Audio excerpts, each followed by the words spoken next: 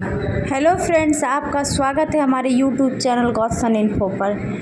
जैसा कि हम लोग जो सीरीज चला रहे हैं बिहार दरोगा का, इसका वीडियो जो है हम लोग सुबह सुबह देखने को मिल रहा है। ठीक है, तो बिहार दरोगा में यह जो है 3rd एडिशन बुक है जीएस ज्ञान बिंदु के द्वारा जो रिलीज किया जाता है। ठीक है, ये प्रीवियस ईयर क्वेश्चंस है, आप लोगों के लिए मस्ट हो जाता है प्रीवियस ईयर क्वेश्चंस देखना, क्योंकि बिहार पुलिस में ऐसा देखा गया है कि प्रीवियस ईयर क्वेश्चन से बहुत सारे क्वेश्चंस ले लिए गए हैं। ठीक है, वीडियो अगर अच्छी लगे तो लाइक करें, और बिहार दरोगा और बिहार एसएससी की तैयारी करने के लिए हमारे चैनल से जुड़े रहने के लिए हमारे चैनल को सब्सक्राइब कर लें। चलिए देखते हैं क्वेश्चन नंबर 1। ठीक है, सबसे पहला क्वेश्चन है, टॉयलेट मैन ऑफ इंडिया किसे कहा जाता है। लास्ट में आप लोग को सेशन कैसा लगा ये कमेंट कीजिएगा, आपका कमेंट हमारे लिए बहुत इंपॉर्टेंट होता है। तो पहला है, टॉयलेट मैन ऑफ इंडिया किसे कहा जाता है, तो राइट आंसर हो जाएगा बिंदेश्वर पाठक को। किसे कहा जाता है, बिंदेश्वर पाठक को कहा जाता है टॉयलेट मैन ऑफ इंडिया। इसीलिए इन्हें कहा जाता है क्योंकि सुलभ शौचालय का निर्माण इन्होंने ही करवाया था। ठीक है, और जन्म की बात करें तो इनका जन्म बिहार में वैशाली ज़िले में हुआ था। कहाँ हुआ था, वैशाली ज़िले में हुआ था, और इन्हें 1943 में इनका जन्म हुआ था, और इन्हें पद्म भूषण से भी सम्मानित किया गया है। ठीक है, कि इनको बिंदेश्वर पाठक को 1970 में क्या दिया गया है, 1970 में यह सुलभ शौचालय की स्थापना किया था। ठीक है, सुलभ इंटरनेशनल, जो सुलभ इंटरनेशनल आप लोग जान रहे होंगे, शौचालय है जगह जगह पर, पे एंड यूज शौचालय है। ठीक है, 1991 में इन्हें पद्म भूषण से सम्मानित किया गया था। तो इतने सारे चीज़ बिंदेश्वर पाठक से याद रखना है। चलिए बढ़ते हैं अगले प्रश्न की तरफ। दूसरा क्वेश्चन है, मिशन इंद्रधनुष का संबंध किससे है। तो इंद्रधनुष का संबंध है, तो इंद्रधनुष में 7 रंग होता है, आपको पता होना चाहिए। तो इंद्रधनुष का संबंध टीकाकरण से है, इसमें 7 टीके लगाए जाते हैं। तो राइट आंसर हो जाएगा टीकाकरण। ठीक है, बच्चे को जन्म से लेकर 5 साल तक 7 टीके लगाए जाते हैं, तो इसीलिए इसे मिशन इंद्रधनुष के नाम से जाना जाता है। ठीक है, जो भी बिहार एसएससी की तैयारी कर रहे हैं उनके लिए शाम को वीडियो आ रहा है। ठीक है, और दरोगा के लिए मॉर्निंग में आता है। ठीक है, तो आप लोग हमारे चैनल से जुड़े रहे, सफलता निश्चित है कि आपको मिलेगी ही मिलेगी। ठीक है, कंटिन्यूटी बस बना के रखिए, जो बहुत कम दिन है अब एग्ज़ाम का, तो आप लोग प्रैक्टिस में रहिए। नेक्स्ट है, विश्व पर्यावरण दिवस कब मनाया जाता है। तो विश्व पर्यावरण दिवस जो है आपको, यह 5 जून को मनाया जाता है। कब मनाया जाता है, 5 जून को। अब क्यों मनाया जाता है, देखिए, स्टॉकहोम सम्मेलन हुआ था 5 जून को। ठीक है, 5 जून को क्या होता है, स्टॉकहोम सम्मेलन हुआ था, जिसमें ये निर्धारित किया गया था कि 5 जून को हुआ था कि 5 जून को विश्व पर्यावरण दिवस मनाएंगे। 1972 में स्टॉकहोम सम्मेलन हुआ था। ठीक है, और 1974 पहली बार जो है ये UNEP के द्वारा गठित किया गया था ये सम्मेलन। ठीक है, किसके द्वारा, UNEP के द्वारा। ठीक है, और प्रथम जो है पर्यावरण दिवस मनाया गया था 5 जून 1974 को। ठीक है,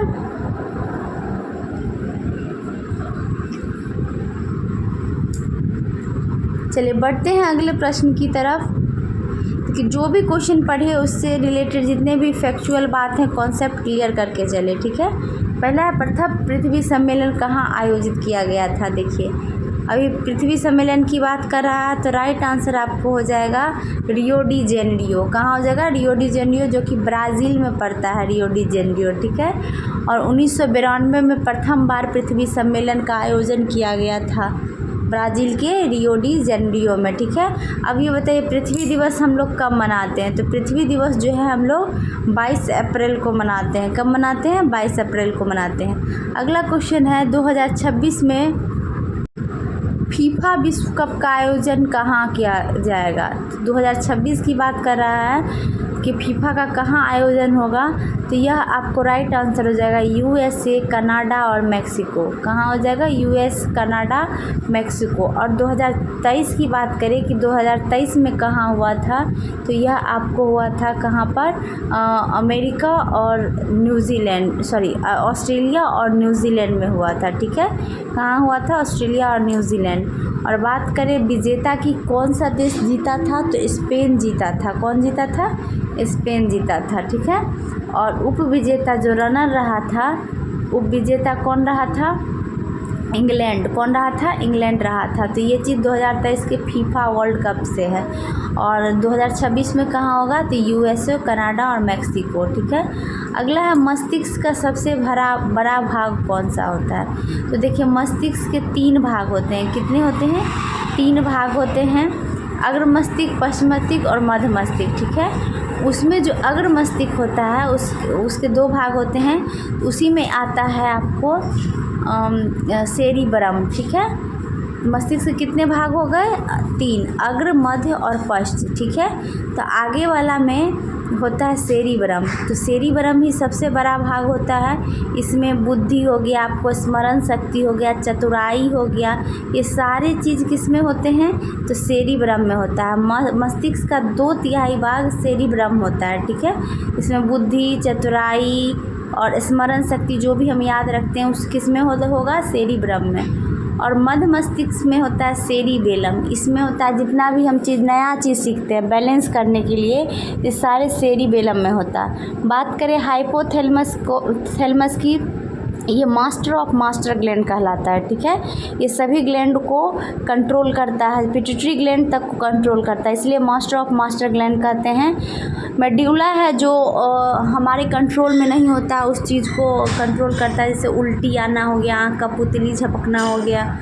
चलिए अगला क्वेश्चन है मंत्रिपरिषद का आकार होता है। तो देखिए मंत्रिपरिषद की बात हो रही है, तो सबसे पहले संसद के बारे में जानिए। ठीक है, 91वें संविधान संशोधन 2003 में ये निश्चित किया गया था कि जो मंत्रिपरिषद होगा वो 15% होगा। किसका? तो लोकसभा का 15% होगा। ठीक है, और क्या कहता है, जैसे कि आपको 543 सीट पे चुनाव होता है। ठीक है, टोटल 552 सीट है लोकसभा के, लेकिन 543 पे चुनाव होता है, उसका 15% ही मंत्री बन सकते हैं। तो ये चीज़ आप ध्यान रखिएगा। अगला क्वेश्चन है DRDO द्वारा विकसित लक्ष्य क्या है? तो DRDO की बात करें, ठीक है, तो DRDO का विकसित लक्ष्य होता है चालक रहित विमान। क्या होता है? चालक रहित विमान। अब पूछे DRDO की स्थापना कब हुआ था?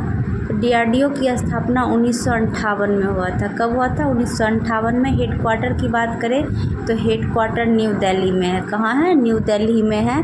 और इसका विकसित लक्ष्य यही है कि चालक रहित विमान होना चाहिए। ठीक है, DRDO के अध्यक्ष की बात करें तो समीर कामेत अभी अध्यक्ष है। वर्तमान अध्यक्ष कौन है? समीर कामेत। अगला है बिहार की सबसे बड़ी ऑक्सबो झील कौन सी है? तो ऑक्सबो झील की बात करें तो ऑक्सबो मतलब होता है गोखुर झील। क्या होता है? गोखुर झील। और बिहार क्या विश्व की सबसे गोखुर झील जो है बिहार में स्थित है, वो है आपको एशिया की सबसे बड़ी ऑक्सबो झील है, वो कांवड़ झील है। ठीक है, और कांवड़ झील किस ज़िले में है? तो बेगूसराय ज़िले में है। और क्या, और इससे क्या पूछ सकता है कि कांवड़ झील जो है बिहार में पहला रामसर साइट है। ठीक है, बिहार का पहला रामसर साइट कौन सा है? तो कांवड़ झील है। ठीक है, तो ये चीज़ आप कांवड़ झील से रिलेटेड याद रखिएगा। बिहार का पहला रामसर साइट कांवड़ झील। ठीक है, और यह सबसे बड़ी ऑक्सबो झील है, गोखुर झील। चलिए अब बढ़ते हैं अगले प्रश्न की तरफ। वीडियो को ज़रूर लाइक करें। लैक्टोमीटर किस सिद्धांत पर कार्य करता है?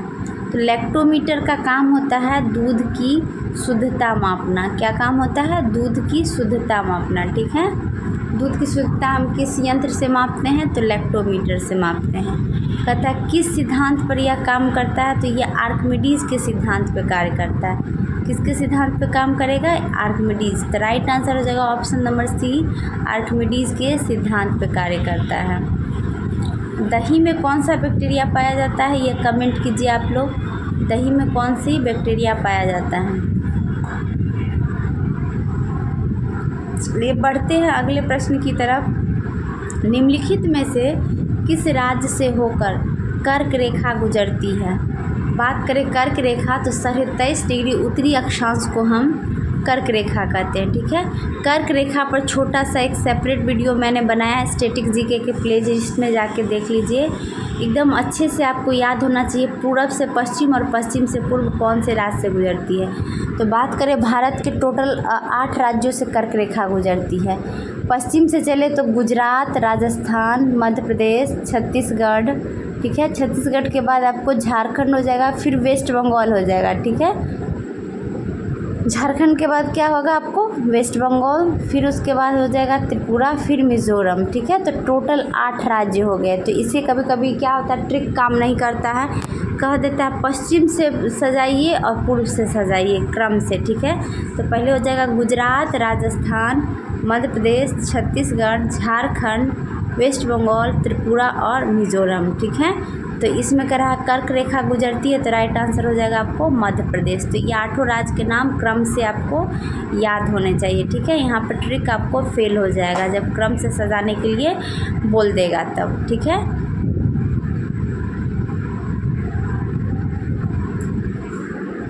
अगला प्रश्न है बूढ़ी गंडक किसकी सहायक नदी है? तो बात करें बूढ़ी गंडक की तो यह गंगा की सहायक नदी हो जाएगी। किसकी हो जाएगी? गंगा की। अब कहे कि बूढ़ी गंडक का उद्गम स्थान कहाँ है, कहाँ से निकलती है बूढ़ी गंडक? तो बूढ़ी गंडक जो है पश्चिम चंपारण में सोमेश्वर की पहाड़ी से निकलती है। ठीक है, और इसकी सहायक नदियों की बात करें तो मसान, धनौती, ये सारी क्या है बूढ़ी गंडक की सहायक नदी है। अब बात करें गंगा की तो गंगा की कुल लंबाई 2525 किलोमीटर है और बिहार में यह 12 जिलों को टच करती है। ठीक है, 12 जिलों से बहती है और बिहार में इसकी लंबाई पूछे तो 445 किलोमीटर है। ठीक है, और गंगा की बूढ़ी गंडक, राम गंगा, गोमती, ये सारी जो है सहायक नदी है। ठीक है, कौन कौन सी सहायक नदी है? राम गंगा, गोमती, ठीक है, घाघरा, महानंदा, कोसी, बूढ़ी गंडक, ठीक है, यमुना, सोन, ये सारी सहायक नदियाँ किसकी है? गंगा की है। चलिए बढ़ते हैं अगले प्रश्न की तरफ। नर्मदा नदी कहाँ से निकलती है? तो बात करें नर्मदा नदी की तो नर्मदा नदी मध्य प्रदेश के अमरकंटक पहाड़ी से निकलती है। किससे निकलती है? अमरकंटक। तो राइट आंसर यहाँ अमरकंटक हो जाएगा। नर्मदा नदी की बात करें तो नर्मदा नदी की लंबाई 1312 किलोमीटर है। ठीक है, और यह पश्चिम की ओर बहती है। पश्चिम की ओर बहते हुए अरब सागर में खंबात की खाड़ी में गिर जाती है। और इसकी सहायक नदी की बात करें तो इसकी सहायक नदी है आपको ओरसंग, ठीक है, तवा और बंजर। ठीक है, बंजर, शेर, ये सारी इसकी सहायक नदियां हैं। नर्मदा नदी को चंचल नदी के नाम से भी जानते हैं और ये जो है आपको क्या कहता है डेल्टा ना बनाकर एस्चुरी का निर्माण करती है। ठीक है, 2 नदियां हैं जो डेल्टा ना बना के एस्चुरी का निर्माण करती है, वो नर्मदा और ताप्ती है। ठीक है, अगला क्वेश्चन है बंगाल की दीवानी अधिकार अंग्रेज़ों को मिली। बंगाल की दीवानी अधिकार जो अंग्रेज़ों को मिली थी यह हुआ था बक्सर का युद्ध। ठीक है, बक्सर का युद्ध कब हुआ था? तो 1764 में हुआ था। ठीक है, 22 अक्टूबर, डेट याद रखिएगा, 22 अक्टूबर 1764 को बक्सर का युद्ध हुआ। और किनके बीच हुई? तो भारत की संयुक्त सेना थी। ठीक है, और एक तरफ अंग्रेज़ों की सेना थी। भारत की संयुक्त सेना में कौन कौन थे? तो मीर कासिम थे।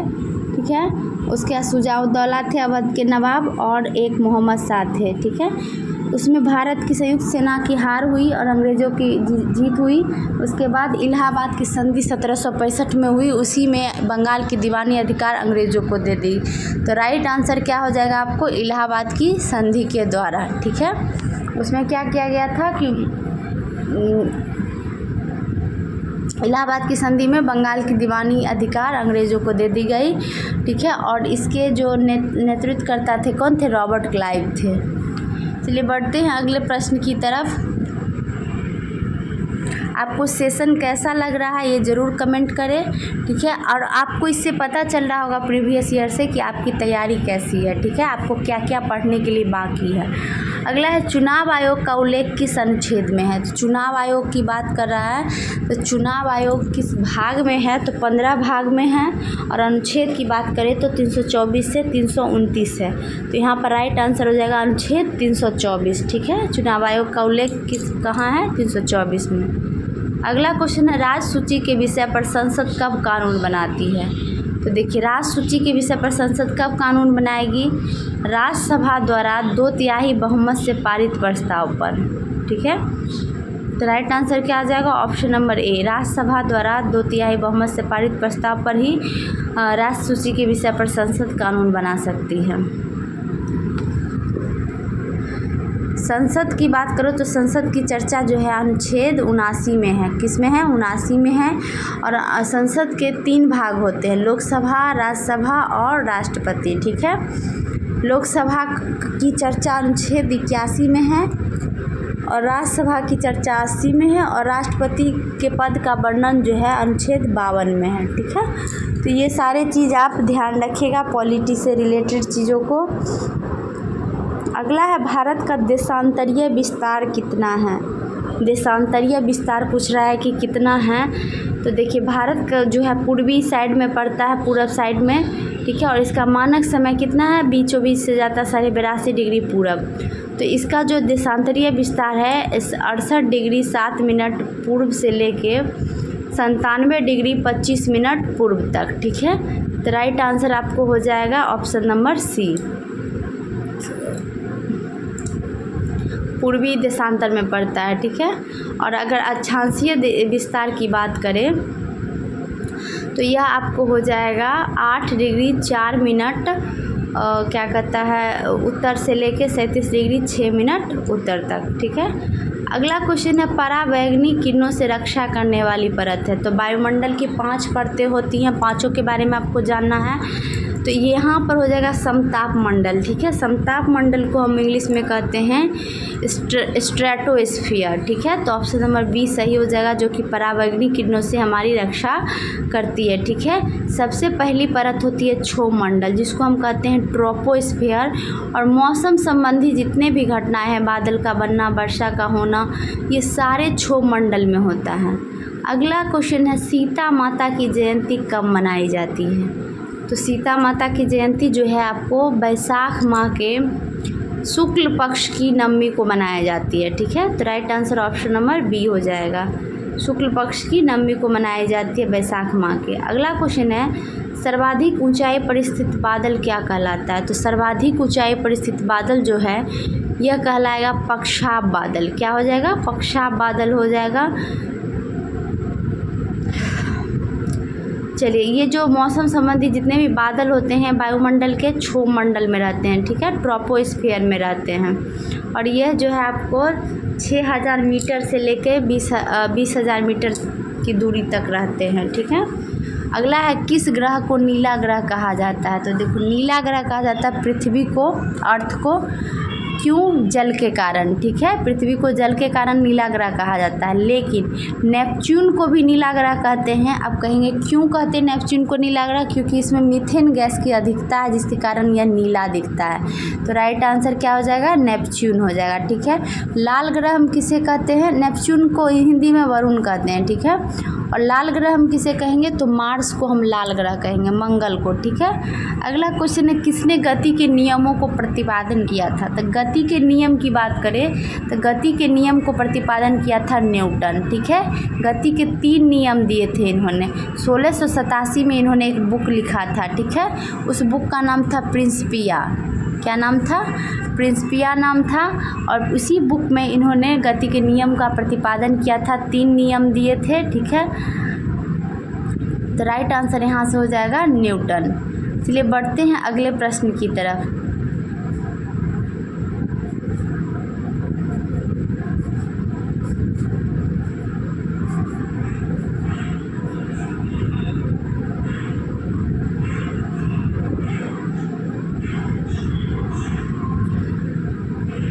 नेक्स्ट क्वेश्चन है प्रकाश संश्लेषण में आवश्यक है।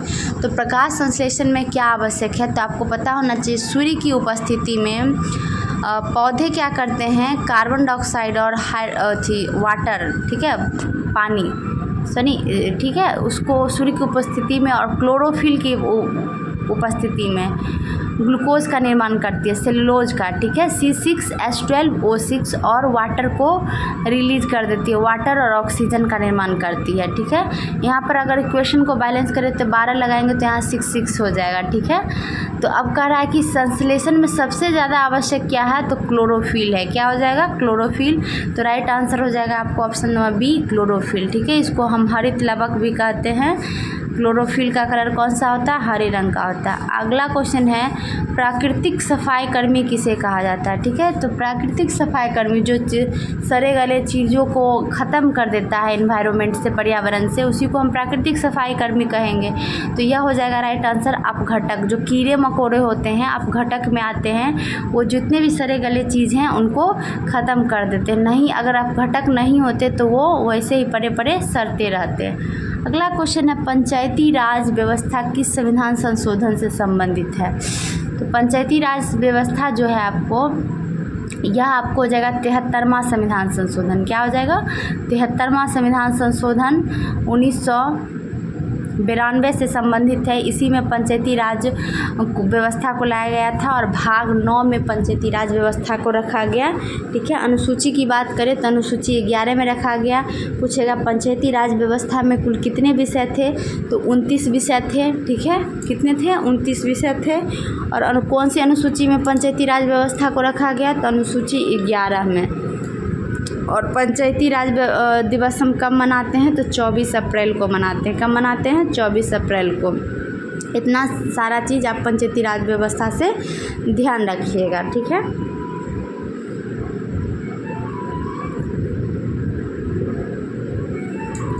कौन से भाग में है, तो भाग 9 में है, ठीक है। चलिए बढ़ते हैं अगले प्रश्न की तरफ।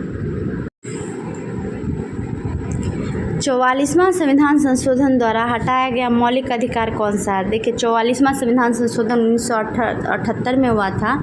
इस समय जो है संपत्ति के अधिकार को मौलिक अधिकार से क्या किया गया था, हटा दिया गया था। इसको एक विधिक अधिकार बना दिया गया और अनुच्छेद 300 के क में रख दिया गया। तो राइट आंसर क्या हो जाएगा, संपत्ति का अधिकार। मौलिक अधिकार को तो अच्छे से देख के जाएगा क्योंकि 2 प्रश्न वहाँ से रहना ही रहना है, ठीक है। ये भी पूछेगा संपत्ति के अधिकार किस अनुच्छेद में है, तो अनुच्छेद 300 के क में है। अगला है बर्फ क्या है, तो बर्फ क्या है, एक आणविक ठोस है। क्या है, आणविक ठोस है। राइट आंसर हो जाएगा आणविक ठोस है।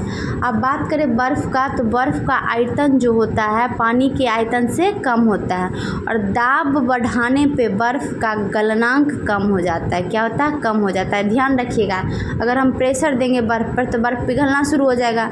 पिघलना मतलब गलना शुरू हो जाएगा, तो गलनांक घटेगा तभी ना गलेगा।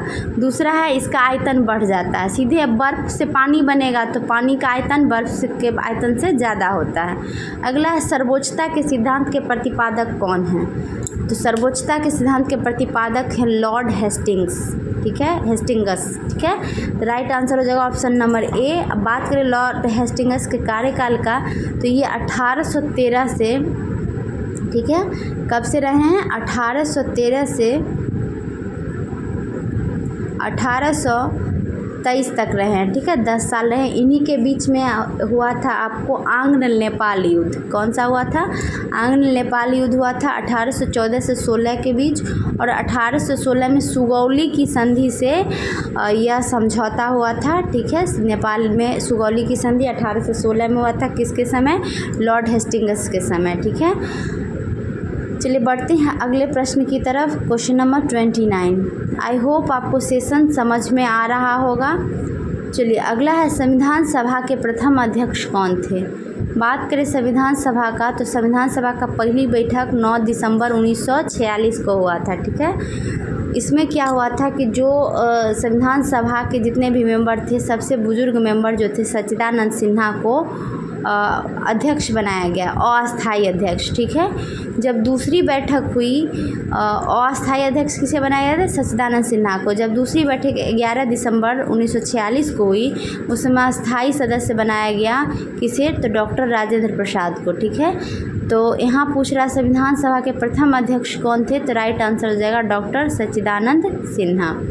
अगला, निम्नलिखित में कौन सी पुस्तक महात्मा गांधी से संबंधित है, तो महात्मा गांधी से संबंधित पूछ रहा है, तो राइट आंसर हो जाएगा यंग इंडिया। कौन सा हो जाएगा, यंग इंडिया। ठीक है, अब देखिए महात्मा गांधी से रिलेटेड कुछ पुस्तक है, जैसे नवजीवन हो गया, हिंद स्वराज हो गया, ठीक है, माई एक्सपेरिमेंट विथ ट्रूथ, ठीक है, सत्य के साथ मेरा प्रयोग, इनकी आत्मकथा है।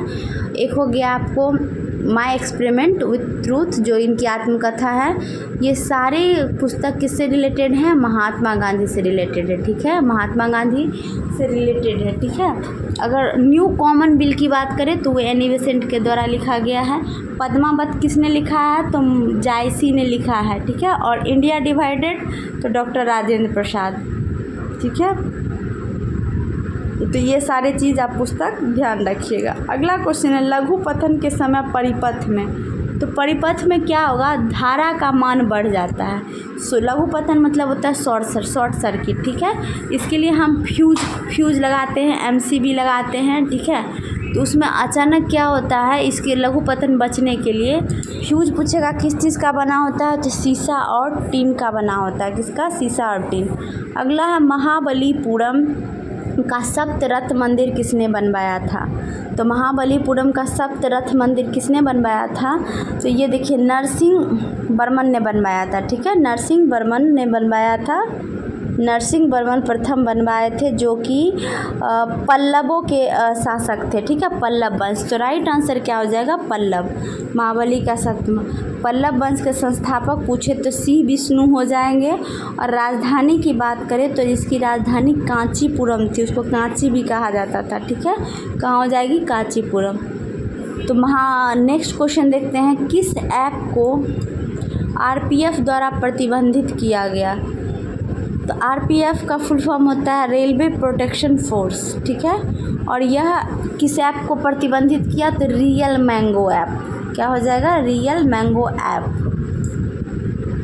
और आरपीएफ का गठन कब किया गया था, तो 1957 में किया गया था। ठीक है, और 1959 से इसकी बहाली शुरू हुई थी। अगला है, 2011 की जनगणना के अनुसार भारत की साक्षरता दर कितनी है, तो बात करें भारत की साक्षरता दर, तो राइट आंसर हो जाएगा आपको 73%। क्या हो जाएगा, 73%। ठीक है, वर्तमान में अभी 2011 का ही पूछ रहा है, लेकिन वर्तमान में अगर कहे तो 74% हो गया है, लेकिन 2011 में कितना था, 73% था। ठीक है, अगर पुरुष साक्षरता दर की बात करें, पुरुष और महिला की, ठीक है, तो पुरुष की 82% है और महिला जो है, महिला का 65% है। ठीक है, तो ये चीज़ ध्यान रखिएगा। अगला है, सर्वाधिक ऊंचाई पर स्थित मतदान केंद्र तासीगंग किस राज्य में है, तो राइट आंसर हो जाएगा आपको हिमाचल प्रदेश। क्या हो जाएगा, हिमाचल प्रदेश हो जाएगा। सबसे ऊंचे पर स्थित मतदान केंद्र है। ठीक है, अगर पूछेगा मतदाता दिवस कब मनाते हैं हम, तो हो जाएगा 25 जनवरी को। ठीक है, और ये निर्वाचन आयोग के अभी कौन अध्यक्ष हैं, तो राजीव कुमार हैं। कौन है, राजीव कुमार हैं। ये सारे चीज़ आपको ध्यान रहना चाहिए। अगला है, रानी दुर्गावती कहाँ की शासिका थी, तो रानी दुर्गावती शासिका पूछ रही है कहाँ की थी, तो राइट आंसर हो जाएगा गोंडवाना। कहाँ की थी, गोंडवाना की थी। और इनकी मृत्यु जो हुई थी 1564 में हुई थी। ठीक है, किसकी, रानी दुर्गावती की मृत्यु गोंडवाना की शासिका थी। चलिए बढ़ते हैं अगले प्रश्न की तरफ। क्वेश्चन नंबर 37, निम्नलिखित में से कौन सा रोग बैक्टीरिया जनित है। अब बैक्टीरिया जनित पूछ रहा है, बैक्टीरिया को हिंदी में जीवाणु कहते हैं। तो यहाँ पर देखिए, वायरस से जो है कौन बीमारी किससे होती है, ये जानते हैं। सबसे पहले जानते हैं टाइफाइड जो है, राइट आंसर हो जाएगा जीवाणु से होता है। ठीक है, इसका एक ट्रिक है जो जीवाणु से होता है, पंडित का टीक न्यू है। ठीक है, प्लेग, डिफ्थीरिया, टाइफाइड, हैजा, निमोनिया, ठीक है, ये सारे चीज़ किससे होते हैं, बैक्टीरिया से होते हैं। प्लेग हो गया आपको, डिप्थीरिया हो गया, निमोनिया, हैजा, टीबी, टिटनस, ये सारे चीज़ किससे होते हैं, बैक्टीरिया से होते हैं। तो अगला क्वेश्चन है, पाटलिपुत्र के संस्थापक कौन थे, तो पाटलिपुत्र के संस्थापक पूछे तो राइट आंसर हो जाएगा उदाईन। कौन हो जाएगा, उदाईन होगा पहले उदयन से पहले मगध का जो है राजधानी हुआ करता था राजगृह या गृहब्रज। उदयन ही पहली बार पाटलिपुत्र लाए थे और ये हर्यक वंश के थे। हर्यक वंश की स्थापना किसने की थी ये पूछेगा तो राइट आंसर हो जाएगा बिंबिसार। ठीक है, 544 ईस्वी में हर्यक वंश की स्थापना की थी और इसी के बिंबिसार का पुत्र था अजातशत्रु और अजातशत्रु का पुत्र था उदयन। यही पाटलिपुत्र के संस्थापक जाने जाते हैं। अगला है ग्लूकोज का सूत्र क्या है। अभी मैंने बताया था ग्लूकोज का सूत्र हो जाएगा C6H12O6। ठीक है, यहाँ पर कुछ महत्वपूर्ण सूत्र दिए गए हैं, ये देख लीजिए।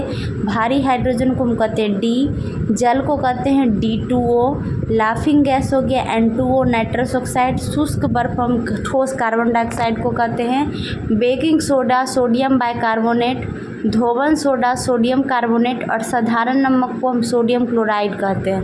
प्लास्टर ऑफ पेरिस हो गया CaSO4 हाफ H2O, जिप्सम हो गया CaSO4 2H2O, जल गैस हो गया कार्बन मोनोऑक्साइड प्लस हाइड्रोजन।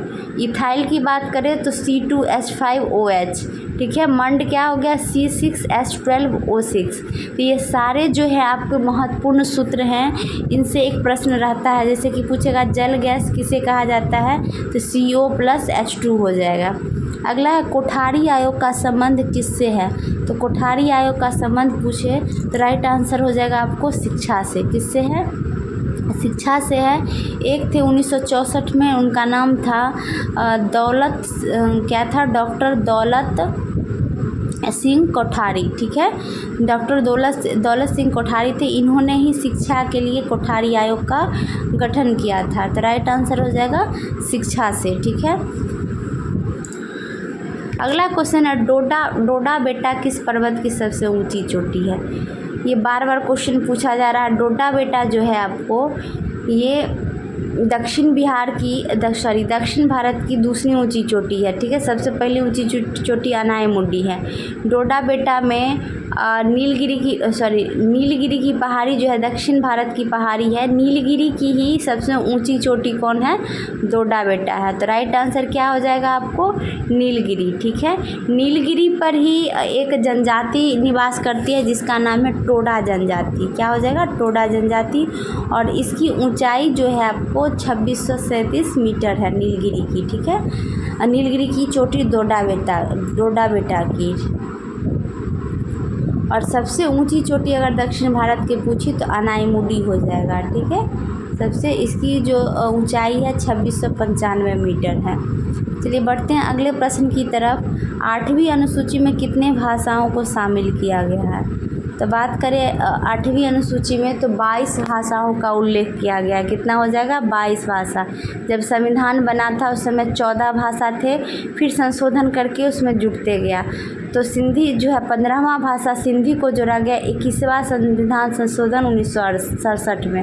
फिर जोड़ा गया नेपाली मणिपुरी कोंकणी, इसका ट्रिक होता है नमक। ठीक है, नेपाली मणिपुरी कोंकणी ये 71वां संविधान संशोधन में जोड़ा गया। किसमें, 71वां में जोड़ा गया 1992 में।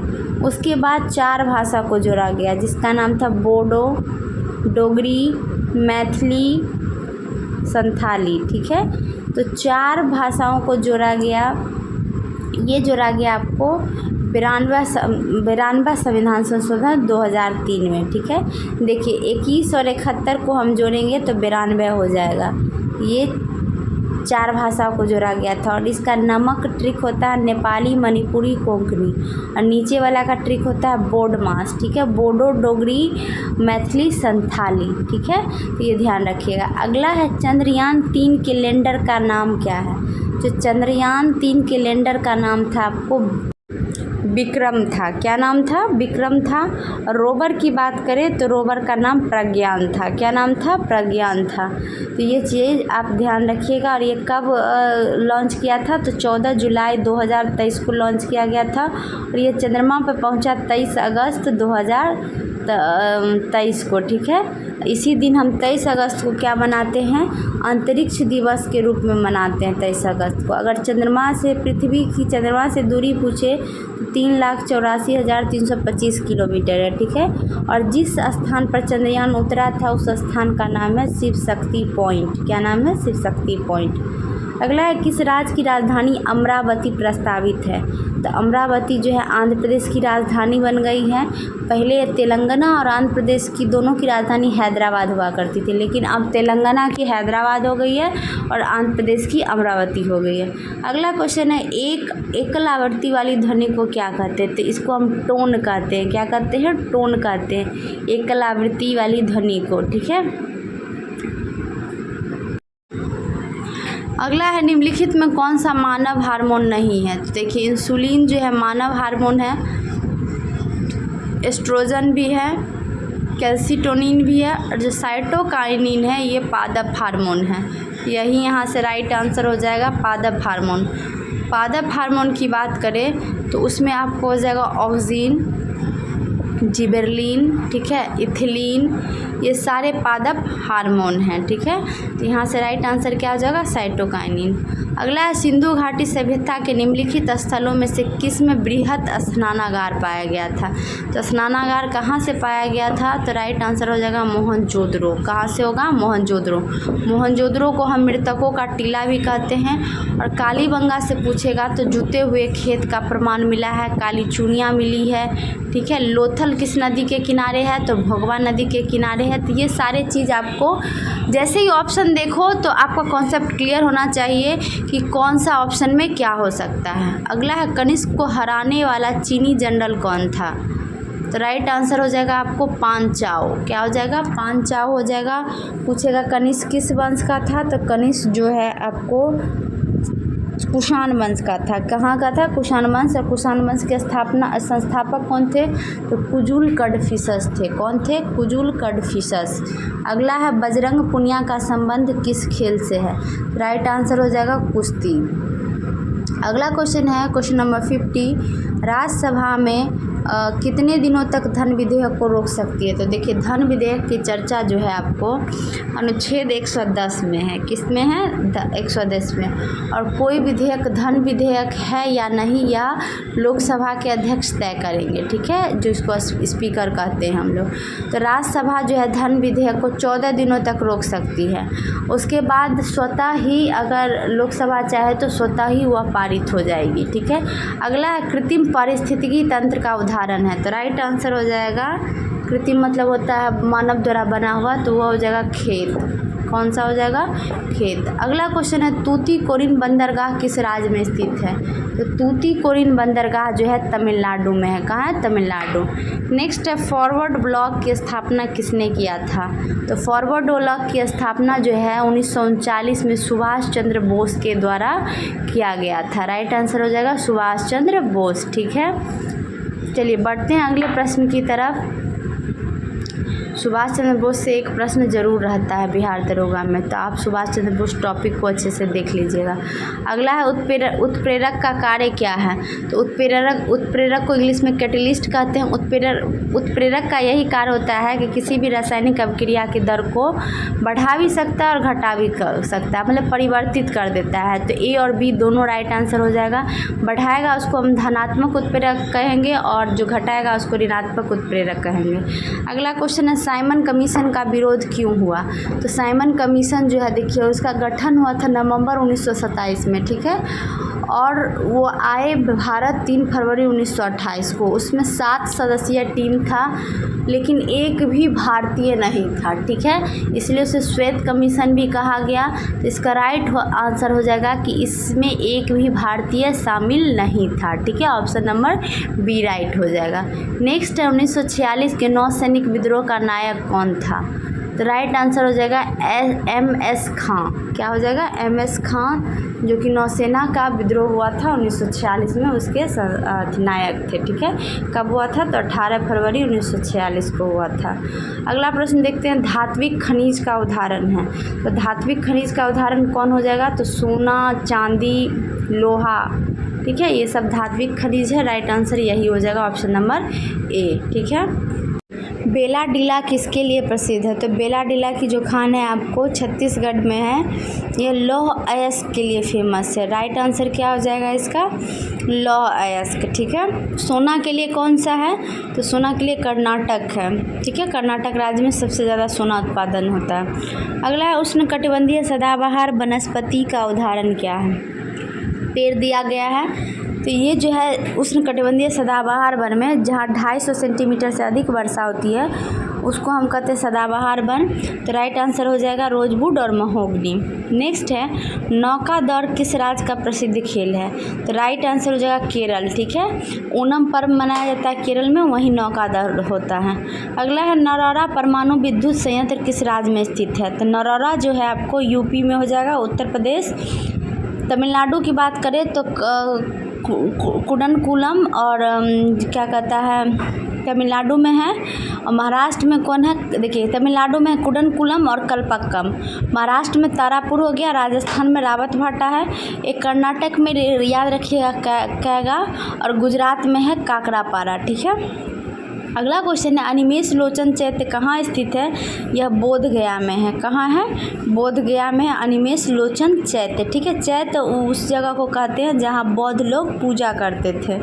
अगला है भारत की पहली सीमेंट फैक्ट्री की स्थापना कहाँ किया गया था? तो राइट आंसर हो जाएगा चेन्नई। नेक्स्ट क्वेश्चन है गारो, खासी एवं जयंतिया एक भाग है, किसका भाग है? तो यह प्रायद्वीपीय पठार का भाग है। ठीक है, राइट आंसर हो जाएगा प्रायद्वीपीय पठार के भाग, और इसको हम पठारों का पठार भी कहते हैं। नेक्स्ट गूगल द्वारा भारतीय ग्रामीण महिलाओं के लिए कौन सा प्रोग्राम चलाया गया? राइट आंसर हो जाएगा आपको इंटरनेट साथी।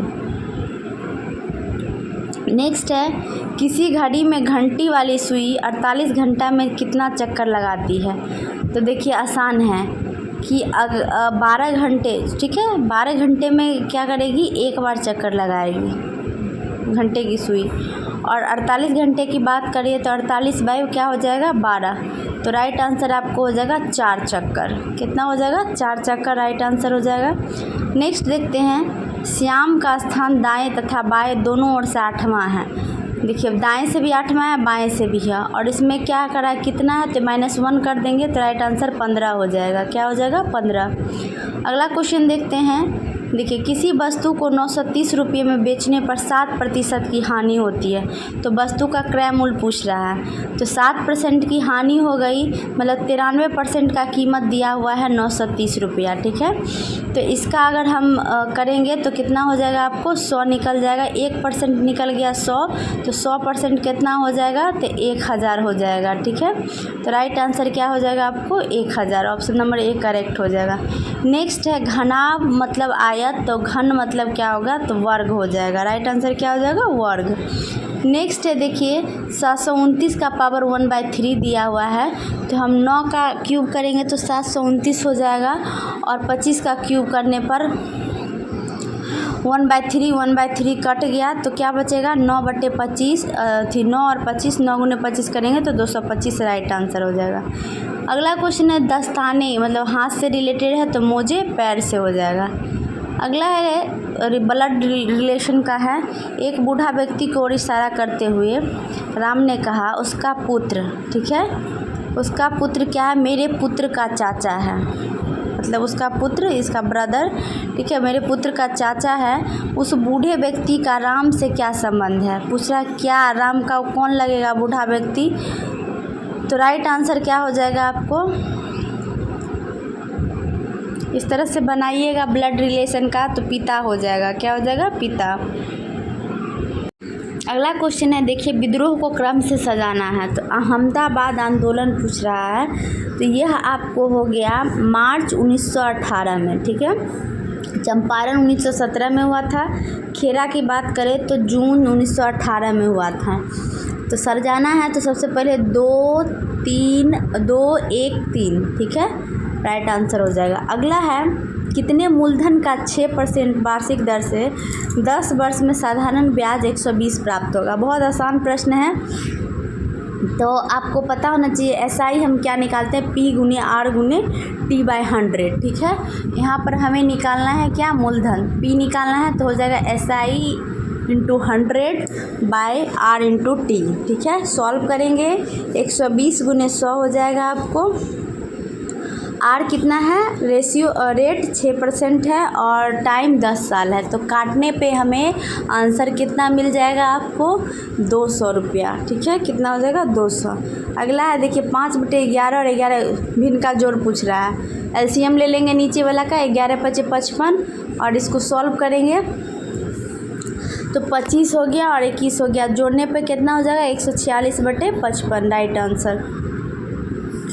अगला क्वेश्चन है, किसी संख्या का 63% 315 है, तो मतलब x का 63% हम निकालेंगे, x का 63% निकालेंगे 315 होगा। ठीक है, तो जब हम x का निकालेंगे 315, तो काटने पे हमें क्या होगा, निकल जाएगा आपको x% 100। ठीक है, तो 500 हो जाएगा, राइट आंसर। क्या हो जाएगा, 500। अगला क्वेश्चन देखिए, शब्बीर ने 132 में एक खिलौना खरीद कर इसे 15% लाभ पर बेच दिया। विक्रय मूल्य पूछ रहा है, कुछ नहीं करना है, क्या करेंगे, 132 × 115/100 करेंगे।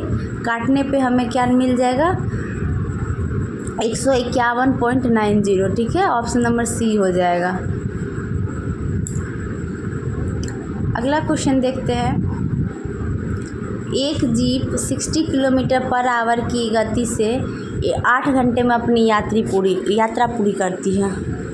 समान दूरी को 5 घंटे में तय करना है, तो स्पीड पूछ रहा है, जीप का क्या होना चाहिए। तो आपको पता होना चाहिए कि हम चाल कैसे निकालते हैं, दूरी बटे समय से। ठीक है, दूरी बटे समय से यहाँ पर दूरी निकालना है, तो दूरी का क्या हो गया, चाल गुने समय। तो चाल कितना दिया, 60 किलोमीटर और समय 8 है, तो दूरी निकल गया 480 मीटर। अब हमें चाल निकालना है, तो 480 बटे क्या कर लेंगे, 5। ठीक है, तो निकालने पे हमें निकल जाएगा 96 km/h, right answer option number D हो जाएगा।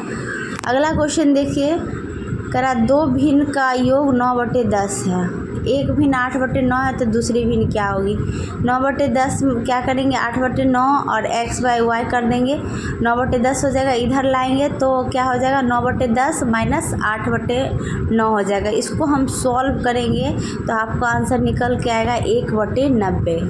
ठीक है, 81 - 80 होगा ना, तो घट के आएगा 1/90, right answer option number A हो जाएगा। इतना इजी प्रश्न पूछेगा तो आराम से आप लोग सॉल्व कर सकते हो, बच्चा वाला क्वेश्चन है।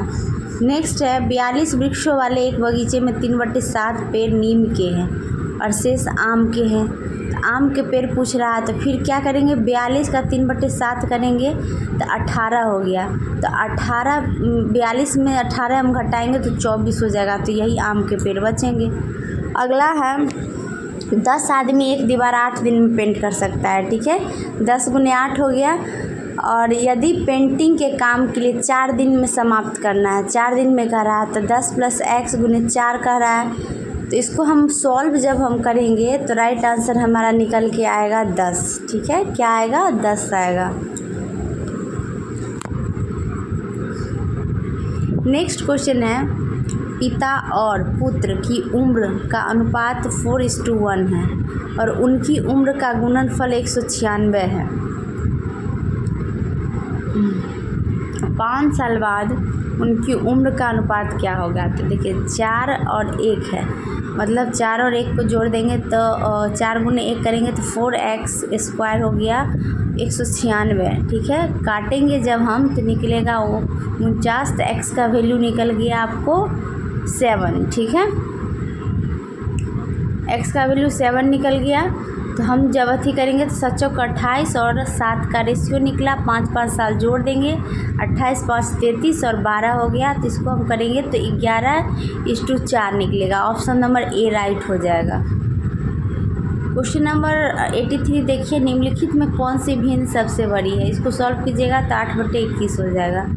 देखिए ये सारे रीजनिंग के क्वेश्चंस हैं कि इसको हम ऐसे लिखेंगे, मतलब सारे पढ़ने के बाद आपको सारे रीजनिंग सॉल्व होते जाएंगे। ठीक है, आपको ये सेशन कैसा लगा ये ज़रूर कमेंट में लिखिए। और आप अगर बिहार दरोगा की तैयारी करना चाहते हैं तो हमारे चैनल से जुड़े रहने के लिए हमारे चैनल को सब्सक्राइब कर दीजिए। और वीडियो कैसा लग रहा है, वीडियो अगर अच्छा लग रहा है तो वीडियो को लाइक करें, अपने दोस्तों के बीच शेयर करें। और शाम के समय बिहार एसएससी के प्रीवियस ईयर का सीरीज़ आ रहा है तो उसे ज़रूर देखिए। ऑलरेडी 3 वीडियो अपलोड हो चुका है। ठीक है, और बिहार दरोगा का मॉर्निंग के समय आएगा तो आप लोग उस समय देखिए। ये ज्ञान बिंदु का 3rd एडिशन का प्रैक्टिस सेट है। ठीक है, हम लोग इसके बाद हम लोग 25 दिन में 25 सेट ख़त्म कर लेंगे। उसके बाद हम लोग प्रीवियस ईयर क्वेश्चंस बिहार दरोगा के देखेंगे। अगला है देखिए बुआई, कटाई, सिंचाई, जुताई, निराई, क्रम से सजाना। तो सबसे पहले जुताई हो जाएगा, फिर बुआई होगा, फिर सिंचाई होगा, फिर निराई होगा, फिर कटाई होगा। ठीक है, इस तरह से देखिए तो 4 1 3 5 2 हो जाएगा। अगला है एक्स उत्तर की ओर मुख करके खड़ा है, दक्षिणावर्त 205 आंसर उत्तर पूर्व हो जाएगा। ये सारे रीजनिंग के प्रश्न हैं, बहुत इजी हैं, आप पढ़िएगा, लॉजिक लगाइएगा, बन जाएगा। ठीक है, मेन जीके जीएस होता है। और मैथ्स जो है प्रैक्टिस करते रहिए, प्रैक्टिस नहीं छूटना चाहिए मैथ का। ठीक है, देखिए कह रहा है ए बेटी है एच की जिसका पति एक्स है। ठीक है, एक्स की केवल एक ही संतान है, एम विवाहित है ए से, एम का ए से क्या संबंध है, इसको बनाइएगा तो पति हो जाएगा। अगला देखिए कह रहा है मान लीजिए अभय भास्कर से लंबा है, अभय भास्कर से लंबा है। जो जो कथन करा है आप वैसे उसे नोट करते जाइए। चंद्र अभय से लंबा है, ईश्वर चंद्र से लंबा है, धीरज सबसे लंबा है। तो कह रहा है कि लंबाई के अनुसार बैठाएगा तो मध्य में कौन होगा, तो मध्य में चंद्र होगा। ठीक है, ऑप्शन नंबर सी राइट हो जाएगा। ठीक है, अगला देखिए क्वेश्चन 6 दूनी कितना होता है 12। ठीक है, 12 को उल्टा करके लिख दिया है। फिर 21 दूनी 42 होता है, उसको उल्टा करके लिख दिया है। इसी तरह से देखिए इसका दोगुना करेंगे तो 4542 होता है, इसको उल्टा करेंगे तो 2454 हो जाएगा। तो राइट आंसर 2454 हो जाएगा। नेक्स्ट देखिए ये वेन आरेख दिया हुआ है, तांबा पुस्तक तार, तो कौन हो जाएगा तांबा पुस्तक तार। तो तीनों का तांबा पुस्तक तार, तो ऑप्शन नंबर डी हो जाएगा। ये देखिए मिरर वाला क्वेश्चंस है, तो मिरर वाला क्वेश्चंस कीजिएगा सॉल्व। तो इसका जो है राइट आंसर आपको हो जाएगा ऑप्शन नंबर बी। क्या हो जाएगा, ऑप्शन नंबर बी राइट हो जाएगा। चलिए अगला प्रश्न देखते हैं। ये देखिए कागज़ के काटने वाला है, जब कागज़ को कटेगा तो ये ऑप्शन नंबर ए जो है राइट हो जाएगा। ठीक है, अगला क्वेश्चन देखिए कह रहा है विधान परिषद का सदस्य बनने हेतु तो न्यूनतम उम्र कितनी होनी चाहिए। तो विधान परिषद के लिए होनी चाहिए आपको 35 वर्ष। ठीक है, देखिए लोकसभा के लिए और विधानसभा के लिए 25 वर्ष है, और राज्यसभा और क्या कहता है विधानसभा के लिए, राज्यसभा और विधान परिषद के लिए 30 वर्ष है, राष्ट्रपति राज्यपाल के लिए 35 वर्ष है। ठीक है, अगला है बृहद ट्रंक मार्ग, ग्रैंड ट्रंक रूट किसने किया था। तो शेरशाह सूरी ने निर्माण करवाया था। अब विश्व स्वास्थ्य संगठन का मुख्यालय निम्नलिखित में किस देश में स्थित है। तो WHO का मुख्यालय जो है स्थापना 7 अप्रैल 1948 को हुआ था, और इसका मुख्यालय स्विट्जरलैंड के जनेवा में है। तो राइट आंसर हो जाएगा स्विट्जरलैंड। अगला क्वेश्चन है किसी अर्धचालक का ताप बढ़ाने पर उसकी प्रतिरोधकता क्या होगी। तो प्रतिरोधकता जो है इसका घटती है। ठीक है, और चालकता बढ़ती है। ठीक है, प्रतिरोध कम हो जाएगा और चालकता बढ़ जाएगा। अगला है ओडोमीटर, एक उपकरण है जिसका द्वारा मापन किया जाता है। ओडोमीटर से हम क्या मापते हैं, दूरी मापते हैं, किसी गाड़ी में लगा रहता है ये। अगला है अलकनंदा और भागीरथी नदी कहाँ आकर मिलती है।